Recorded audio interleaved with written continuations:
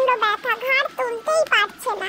তারই মধ্যে দেখো আমাকে সাজাবে বলে মাম্মাম কিন্তু চন্দনটা বেটে নিচ্ছে। ঘাড়টা দেখো কিরকম নিচু করে আছে, ঘাড় তো তুলতেই পারছে না। কিন্তু তারপরেও সারাদিনের মধ্যে আমার মাম্মাম আমার জন্য এত কিছু আয়োজন করেছে। তালের ফুরুলি, ভাজা পিঠে, মুড়ির মোয়া, তিলের নাড়ু, ফল আর সবচেয়ে আমার প্রিয় জিনিস পায়েস। আমার মাম্মাম কিন্তু আমাকে সারাদিন ধরে আমার জন্য তৈরি করেছে। আর এদিকে দেখো ফুল দিয়ে আমার মাম্মাম কিন্তু আমাকে সাজিয়েও দিচ্ছে।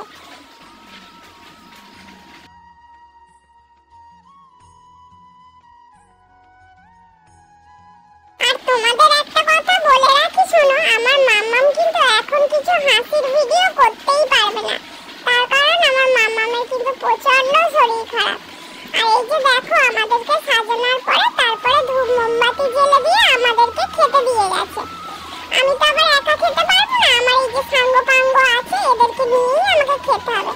তারপরে দেখো আমার মাম্মাম এই যে একটা রজনীগন্ধার মালা এই গৌরীটাইকে দিয়ে দিচ্ছে। তো চলো টাটা বন্ধুরা।